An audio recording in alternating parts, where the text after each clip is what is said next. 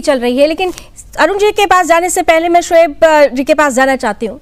शोएब सिद्दीकी जी, यहाँ पर सवाल बड़ा है, सवाल मातृभूमि का है।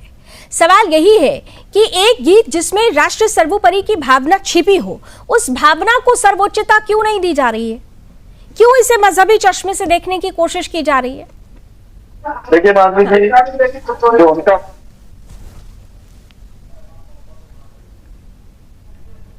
कोई भी मामला होता है तो उसको एक समुदाय को टारगेट कर लिया जाता है और कहीं ना कहीं मदद से जोड़ लिया जाता है। कांग्रेस भी नेशनल पार्टी है, बीजेपी नेशनल पार्टी है, उनका अपना मामला हो सकता है। देखिए हमारे वहाँ जो मुसलमानों मामला है, हमारे वहाँ जो बंदगी है वो सिर्फ और सिर्फ खुदा की है। और यहाँ तक ये आया है कि अपने माँ बाप की आप पलकों से भी उनको नुकसान ना पहुंचाएं, लेकिन सजदा सिर्फ और सिर्फ आप खुदा करें। और अभी शर्मिला टैगर की बात चल रही थी, क्योंकि शर्मिला टैगर की जो बात चल रही है वो बहुत पुराना मामला है। जब उन्होंने शादी की थी और वो दादी नानी बन चुकी, तो मैं समझता हूँ इस तरह की बात करके डिबेट को दूसरा रुख मोड़ दिया जाएगा। आप बताइए, सुनिदत की बीवी जो थी, नरगिस थी, मुसलमान थी, तो क्या इस पर कभी डिबेट हुई? या किशोर कुमार की बीवी मधुबाला थी, मुसलमान थी, क्या इस पर डिबेट हुई? तो इस तरह की मैं समझता हूँ बात नहीं होनी चाहिए। क्योंकि आप माधवी जी यहाँ पे डिबेट इसलिए नहीं हुई क्योंकि उन्होंने वंदे मातरम पर कोई टिप्पणी नहीं की ना।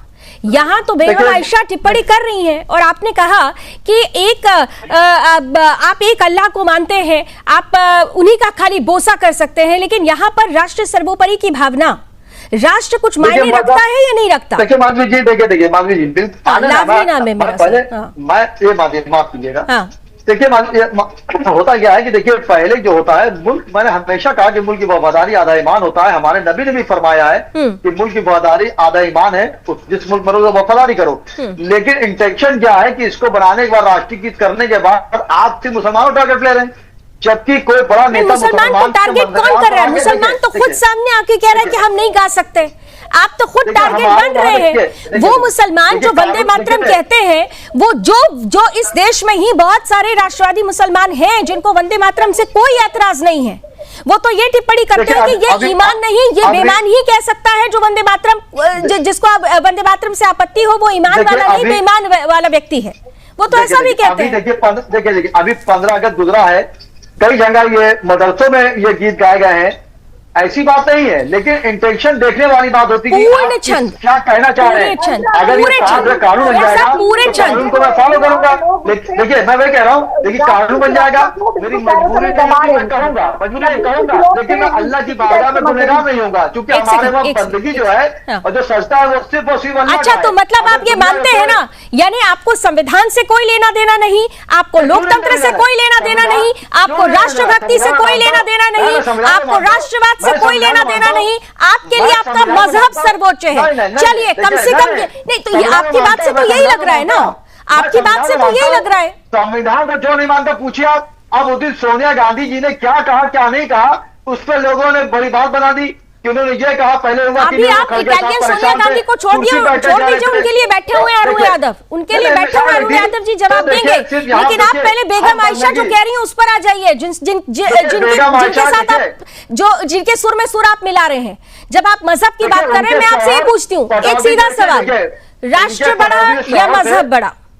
राष्ट्र बड़ा या मजहब? अलग चीज है। देखिए राष्ट्र मजहब अलग अलग है, आप दोनों के साथ जोड़ के आप नहीं, क्यों नहीं जोड़ सकते साहब?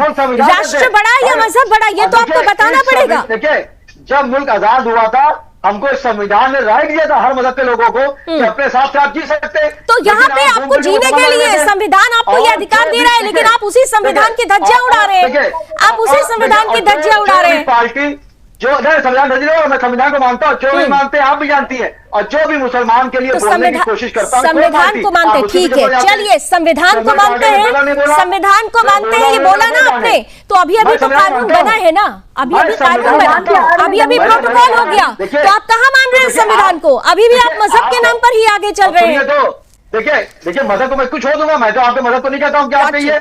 अगर मैं यहाँ पे चैनल से 3 बार राम राम कह दूंगा, मैं हिंदू नहीं जाऊंगा, और आप अल्लाह अल्लाह 3 बार कह देंगे आप मुसलमान नहीं जाएंगे। गंगा जमुनी तहजीब है, मैं संविधान को मानता हूँ। ये गंगा जमुनी तहजीब कहकर आप लोगों ने गंगा जमुनी तहजीब कहकर हिंदू मुस्लिम भाईचारा कर करके हिंदुओं को कैसे चारा बनाया गया, ये भी इस देश ने देखा है, ये देखा है इस देश ने। देखिए मुसलमान ने कुर्बानी दी इस मुल्क में, मुसलमान ने 1857 से लेके प्राची, 1947 तक कुर्बानी दी है, तो ऐसा नहीं है। जिन्होंने कुर्बानी दी उनको वंदे मातरम कहने में दिक्कत नहीं थी, तो फिर आपको वंदे मातरम कहने में दिक्कत क्यों? आप लोग बड़े बड़े नाम लेकर चले आते हैं ना। तो प्राची देखिए, 2 सवाल थे मेरे, लेकिन दोनों सवालों का जवाब नहीं आया। ठीक है, आ रही हूं। मजहब बड़ा या राष्ट्र बड़ा, इस पर उन्होंने कहा 2 अलग अलग चीजों को जोड़ने की कोशिश की जा रही है, जबकि राष्ट्र